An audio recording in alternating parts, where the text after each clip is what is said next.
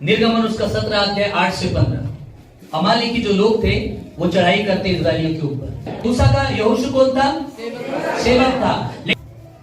अब सेवक को तो सेवक का काम देना चाहिए ना, अब सेवक को सेनापति का काम दिया गया। जिस दिन पता चल गया मूसा को कि अमालेकी लोगों ने युद्ध छेड़ दिया है, हमारे इस्राएल लोगों को मार रहे हैं, उस दिन परमेश्वर ने मूसा को कहा, मूसा तू अपने 2 साथियों को पहाड़ पर लेकर जा, एक का नाम हारून था, एक का नाम हूर था, का ऊपर में प्रार्थना करना, हाथ उठाए रहना, नीचे में यहोशू लड़ाई करेगा। और मूसा ने क्या किया, यहोशू को युद्ध भूमि में भेज दिया और दिन भर मूसा हाथ ऊपर उठा के प्रार्थना करता रहा और दिन भर यहां पर यहोशू नीचे में लड़ाई करता रहा। तब तक लड़ाई करता रहा जब तक सारे के सारे अमालेकी लोग हार नहीं गए, पराजित नहीं हुए। दूसरी बात यहोशू के जीवन के बारे में, वो एक वीर योद्धा था। पहले एक सेवक बना, मूसा के द्वारा यहोशू को एक सेनापति मतलब एक वीर योद्धा में बना दिया। कहा कि ठीक है, कौन लड़ेगा, कौन लीडरशिप करेगा, एक काम करो यहोशू तुम मेरे सेवक हो, तुम जाओगे, तुम लीडरशिप करोगे, तुम इनके साथ में युद्ध करोगे और इनको पराजित करोगे। और बाइबल कहती है यहोशू ने वही काम किया। दिन भर तलवार चलाता रहा, दिन भर तलवार चलाता रहा और लिखा है तब तक जब तक अमालेकी लोग पराजित नहीं हुए।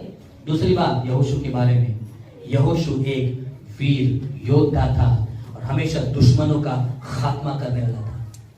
आमीन।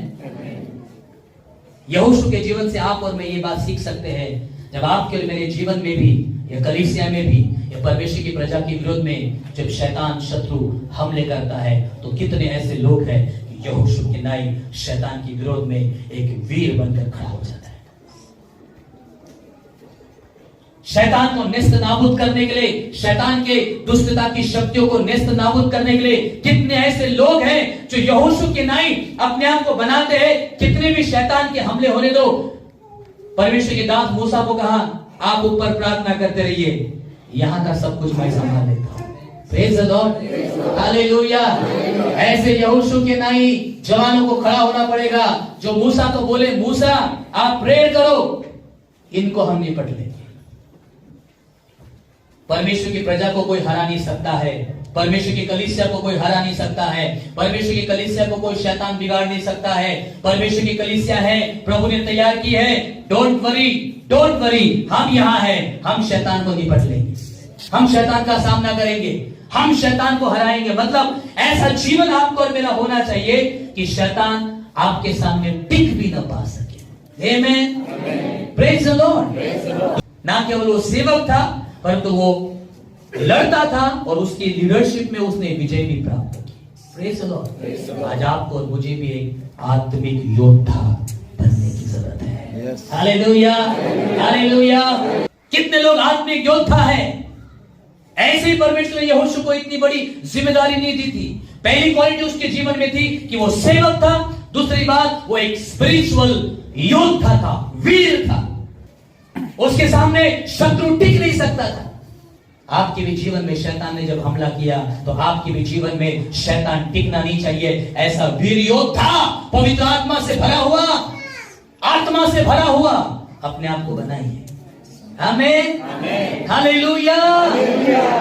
हमें तो 2 घंटा चर्च में बैठने के बाद वीर योद्धा की तो बात छोड़ो, हम तो इतने थके दिखते हैं कि पता नहीं शैतान, ऐसा लगता कि शैतान के साथ कुश्ती खेल के आए हैं और वो हार के आए हुए।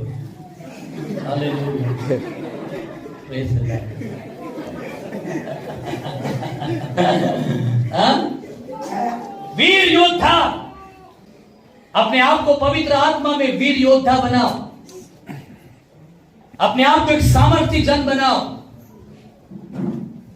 जब घुटनों पर रहोगे तो शैतान ऐसे हार जाएगा। आत्मिक योद्धा बनाओ। घुटने टेकने वाला मनुष्य के सामने, शैतान के सामने नहीं, घुटने टेकने वाला परमेश्वर की उपस्थिति में। ऐसा आत्मिक योद्धा बन जाओ। जितने भी जवान यहाँ बैठे हैं, आप अपने लाइफ में एक चैलेंज ले लीजिए कि मैं भी यहोशू के जैसा बनूंगा। क्योंकि यहोशू एक जवान था, ही वॉज अ यंग, आत्मिक रीति से योद्धा था। मेरी प्रजा को कोई नुकसान करे वो देख भी नहीं सकता था। तीसरी बात, वो परमेश्वर के तंबू से नहीं निकलता था। कैसा जवान था ये? कुछ भी हो जाए परमेश्वर के तंबू से नहीं निकलूंगा। आपको मालूम है तंबू क्या है? तंबू किसको दर्शाता है? तंबू परमेश्वर के निवास स्थान को दर्शाता है। तंबू परमेश्वर की उपस्थिति को दर्शाता है। उसके आगे के वचन पढ़ने के लिए समय नहीं है। लिखा है जब जब भी परमेश्वर मूसा से बात करना चाहता था, लिखा है परमेश्वर तंबू के ऊपर उतर जाता था, मूसा तंबू के अंदर जाता था, उसको मिलाप वाला तंबू कहते, टैबरनेकल इंग्लिश में। मिलाप वाले तंबू में मूसा को परमेश्वर बुलाता था, मूसा अंदर जाता था, परमेश्वर की महिमा का बादल उस तंबू के ऊपर रहता था। सारे इजराइल लोग दूर से देखते थे, अरे मूसा चला गया, देखो तंबू के ऊपर परमेश्वर की महिमा दिख रही है, तंबू के ऊपर परमेश्वर की महिमा का बादल दिख रहा है, परमेश्वर की उपस्थिति आ गई है, मूसा अंदर गया है। अभी परमेश्वर मूसा के साथ क्या बोलता हमको नहीं मालूम, लेकिन लिखा है मूसा अंदर जाता था, तंबू के अंदर परमेश्वर मूसा से बात करता था और मूसा निकल जाता था। आमीन। मतलब मूसा परमेश्वर की उपस्थिति में आया और जाया करता था, लेकिन यहोशू के बारे में लिखा है वो नहीं निकलता था। जो परमेश्वर की उपस्थिति में जीवन बिताने वाले जवान हैं, वो हायर लेवल में जाएंगे। Take it prophecy church youth, church के जवानों, इस भविष्यवाणी को आप यीशु के नाम से ले लो।